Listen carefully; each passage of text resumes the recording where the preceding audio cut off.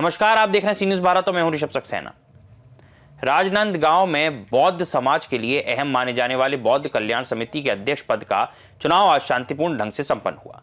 इस चुनाव में दीपांकर खोब्रागड़े ने शानदार जीत दर्ज करते हुए अध्यक्ष पद हासिल किया है। बौद्ध कल्याण समिति राजनांदगांव के अध्यक्ष पद के लिए हुए चुनाव में 3 प्रत्याशी मैदान में थे।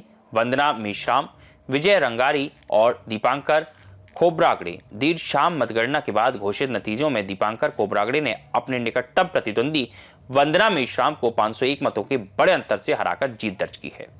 बौद्ध समाज के प्रवक्ता विनोद श्रृंगरे के मुताबिक चुनाव के लिए शहर में 2 मतदान केंद्र बनाए गए थे। पहला मतदान केंद्र डॉक्टर भीमराव अंबेडकर सांस्कृतिक भवन सिविल लाइन में बनाया गया था, जहां आसपास के कई वार्डों के मतदाताओं ने मतदान किया। वहीं दूसरा केंद्र स्टेशन पारा स्थित सामुदायिक भवन में स्थापित किया गया, जहां बड़ी संख्या में मतदाताओं ने अपने मताधिकार का प्रयोग किया। चुनाव प्रक्रिया के सफल संचालन के लिए मुख्य चुनाव संचालक के रूप में प्रवीण नौहरे की नियुक्ति की गई थी। जीत के बाद समर्थकों में उत्साह का माहौल देखा गया और नवनिर्वाचित अध्यक्ष को बधाइयों का सिलसिला जारी है। एक बुद्ध कल्याण समिति में इलेक्शन हुआ है और एक पत्रकार होने के नाते आप भी इलेक्शन में फाइट किए हैं, रिजल्ट आपके पक्ष में आया, क्या मैसेज करेंगे?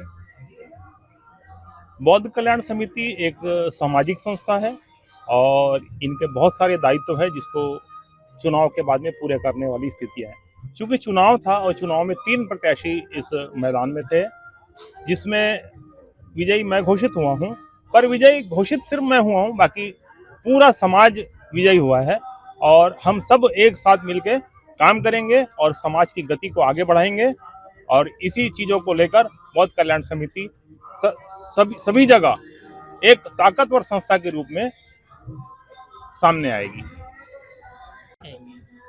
बिल्कुल एक मैसेज था बौद्ध कल्याण समिति के चुनाव में कि पहली बार बौद्ध कल्याण समिति के चुनाव में महिला अध्यक्ष के लिए अभी तक कोई दावेदार नहीं किए थे और मैं 25 सालों से बौद्ध मतलब समाज से जुड़ी हुई, समाज में विभिन्न पदों पर रहकर कार्य कर रही थी।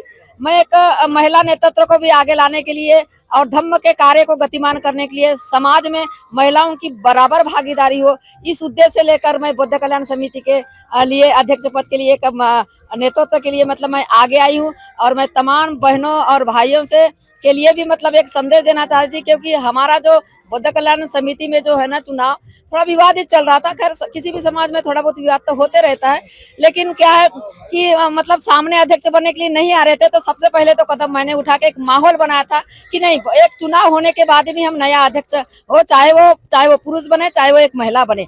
तो हमने एक महिला के नाते एक पहला कदम फार्म भर के मैंने दिया। उसके बाद में हमारे भाई विजय रंगारी जी आए, फार्म भरे। उसके बाद में भाई हमारे दीपांकर भैया खोब्रागड़े जी ने फार्म भरा और हमने एक बड़े मैत्री और करुणा के साथ, प्रेम के साथ में समाज में एक माहौल बना के सभी घर घर में हमने एक मैसेज दिया कि भाई बौद्ध कल्याण समिति का चुनाव है और आप अपने स्व इच्छा से भाई अध्यक्ष पद के लिए हम 3 लोग दावेदार हैं और आप अपना बहुमूल्य वोट देकर इस बौद्ध कल्याण समिति को एक नया अध्यक्ष देकर समाज के जो कार्य है, समाज को गतिमान देने के लिए, समाज के विकास के लिए, भाई किसी भी समाज में हो बिना पद के कार्य नहीं हो सकता, उसी पद में रहकर भी हम अच्छा कार्य कर सकते हैं और उसी के लिए बौद्ध कल्याण समिति का एक नया अध्यक्ष चाहिए था। और राजनांदगांव छत्तीसगढ़ से सी न्यूज़ संवाददाता तुलसी गौतम की खास रिपोर्ट। जाहिर है दीपांकर खोब्रागड़े की इस जीत को बौद्ध समाज में एक महत्वपूर्ण बदलाव के तौर पर देखा जा रहा है। अब सबकी निगाहें नई टीम के कामकाज और आगामी योजनाओं पर टिकी हैं। इस खबर में फिलहाल इतना ही। देश और दुनिया की तमाम खबरों के लिए देखते रहिए सी न्यूज़ भारत।